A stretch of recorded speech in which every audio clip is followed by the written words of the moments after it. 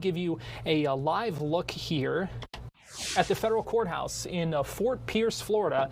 That is St. Lucie County, where Ryan Routh, the suspect who is accused of plotting to assassinate President Trump, is in court today. Jury selection underway for the trial. Opening arguments expected to begin on Thursday. And a couple of interesting notes here in this case, because Ryan Routh is representing himself in this case. He is facing up to life in prison in connection with this case. And joining us live now via Zoom to kind of talk about what we can expect in this trial as is Jose Rivas, a criminal defense attorney who is not associated with this case, but we've had, Jose, we've had you on I don't know how many times, and now you always do a great job breaking all these topics down for us, and we appreciate you joining us this afternoon here on Florida Live.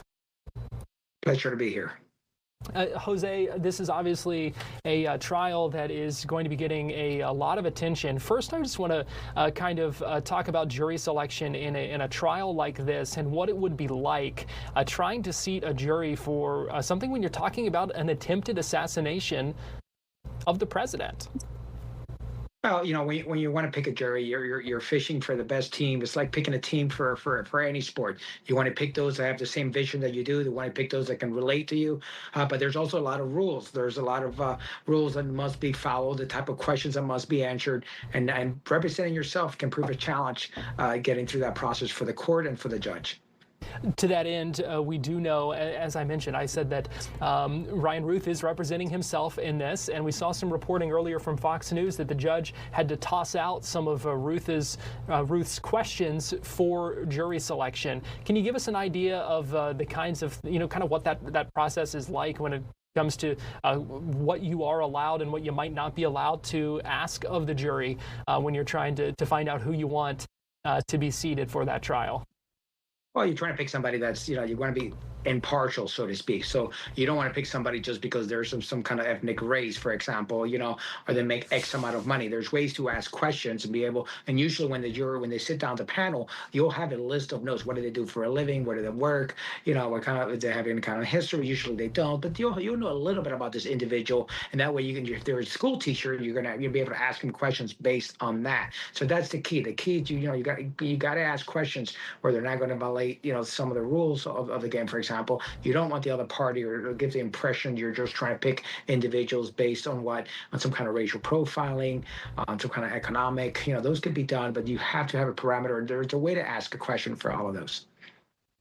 Routh is, as we said, representing himself in this, but we are told there are attorneys that are kind of on standby to help out if needed. How does that kind of work in situations like this where you have someone representing themselves and some other attorneys who are there, I guess, if needed? Well, again, it's just like playing in a field in a sport. You're coming here, and the reality is, in a judicial system, the truth does not matter. And I'll say that again: the truth does not matter. It's the evidence that's admissible. So a lot of times you can have a picture, for example, and you want to present it to the jury. There's a procedure. You have to authenticate it first before you can present it to. So it's mostly about procedure. That's the reason they're there. He's going to be, he's going to be first chair. He's going to have these individuals in the background, perhaps to teach him or show him, hey, this is how you introduce this picture, but he's going to be running the show. He's going to be making the calls, what evidence comes in, what evidence he wants to object to, if there's any kind of motion that need to be done. But it's very risky. It's going to be a trial. It's going to take a lot longer than it really should take, just based because he doesn't know what he's doing. He doesn't know the rules of the game. Yeah, let's go into that a little bit, because I'm curious what a jury makes of that when you have a defendant trying to represent themselves, and that does it turn into, or is it at risk of kind of turning into a bit of a sideshow and a distraction for the jury trying to focus on the details of this case, but maybe having to get swept up in some of the procedural happenings and other mistakes that Routh may make in trying to defend himself?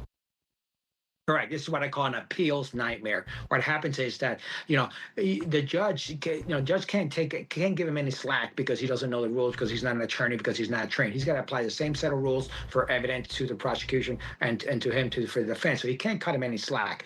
So what happens is that he's going to have to make those decisions, and they might be tough decisions. But again, and sometimes you'll be like, okay, this evidence, it's a great piece of evidence, but since you don't know how to introduce that piece of evidence, you just lost your case. And remember, in a case like this, you have to object, during the trial, although you have to preserve the record so you can appeal. If he gets convicted and he gets sentenced to life, and he didn't know when to object or to certain questions or certain evidence, that could make a big difference whether he's going to be able to be successful at appealing a conviction.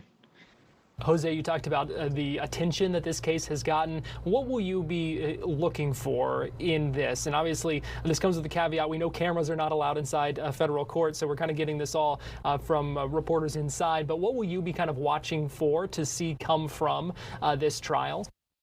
Well, you got to remember, it's not just a battery case, not just a simple. This is here we're talking, the president of the United States. You have a judge here who's going to try to appear to be impartial. You're going to have to pick a jury who appears to be impartial, regardless of, there's obviously an element of politics in here.